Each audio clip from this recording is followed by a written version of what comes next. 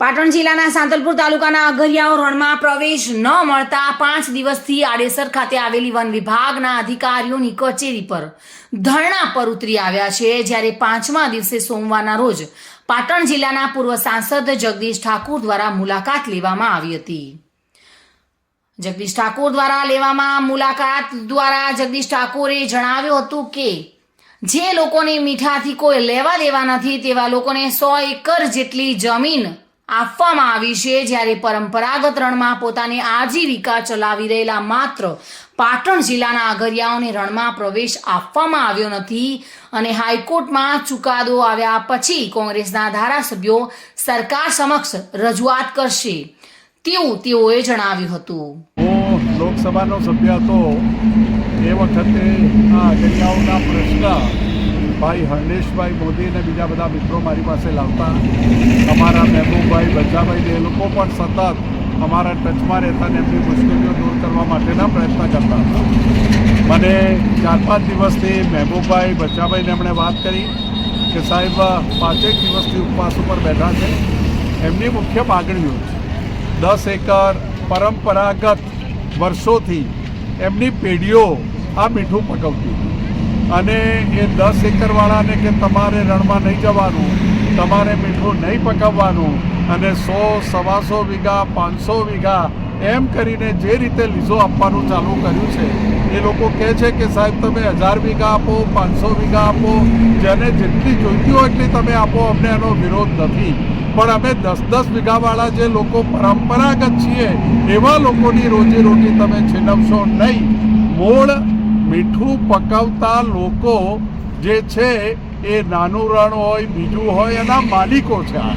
500-600 વર્ષથી એમની પેઢીઓ આ ધંધો કરીને આજીવિકા કમાય છે, એમની આજીવિકા પૂરી કરે છે। આ મીઠાનો ધંધો નથી કરતા,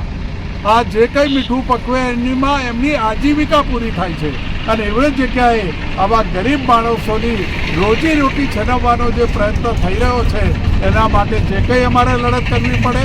હાઈકોર્ટના વકીલ આનંદભાઈ યાજ્ઞિક સાથે પણ મારે વાત થઈ છે। એમણે કહ્યું કે સાહેબ મુદ્દાઓ ખૂબ સારા છે અને કોર્ટમાં પણ આપણને ન્યાય મળશે। સરકારમાં પણ એમણે રજૂઆત કરી છે, 3 જિલ્લામાં અગરિયાઓને જવાની છૂટ આપી છે, પાટણ જિલ્લામાં નથી આપી તો પાટણના અગરિયાઓને સાથે કેમ ભેદભાવ કરે છે એવી સરકારમાં પણ કાલે પરમ દિવસે રજૂઆત કરીશું અને આ રજૂઆત કર્યા પછી પણ આવા ગરીબ માણસોનું સાંભળવા એમને બીક છે કે સાહેબ અમારા જે બોર છે, કૂવા છે, મકાન છે, સોલાર સિસ્ટમ જે લાગેલી છે એ બધું આ 200-300 વીઘાવાળાને અમારી જમીનો બતાવીને બધું ના આપી દે એવી એક એમને બીક છે। એટલે પોતે જેના માલિક હતા એવા લોકો અત્યારે રણથી બહાર છે અને જેને મીઠાથી લેવા દેવા નથી એવા લોકો અત્યારે 100-200 વીઘા લઈ અને જે કંઈ સરકાર અન્યાય કરી રહી છે એ અન્યાયનો જવાબ પણ માગીશું। કાયમ માટે આવા ગરીબ સમાજના જે લોકો છે, અગરિયાઓ છે, એની સાથે રહેવા માટેની વાત અમે કરીએ છીએ અને એટલા જ માટે આજે એ લોકોની જાત મુલાકાત લીધી છે। કાલે હાઈકોર્ટમાં શું થાય છે જોઈશું અને 2 દિવસ પછી સરકારમાં રજૂઆત કરીને નહીં થાય તો જેટલા ગામો આવે છે, જેટલા જિલ્લા આવે છે, જેટલા તાલુકા આવે છે, આ ગરીબ માણસને રોજીરોટીની કરવાવાળી સરકારની સામે યાત્રાઓ કાઢવી પડે, ગામે ગામ મળવા જવું પડે, એના ટેકામાં કોંગ્રેસ પક્ષ કોઈ કસર નહીં રાખે એ રીતે લડાઈમાં એમને ટેકો પણ આપીશું અને એમના હકની લડાઈ છે, ન્યાયની લડાઈ છે, એ લડાઈ અમે લડીશું। અગરિયાઓને ન્યાય અપાવવા માટે જે લડત લડવી પડશે તે લડીશું અને સરકાર સામે યાત્રાઓ કાઢવી પડે તો પણ કાઢીશું તેવું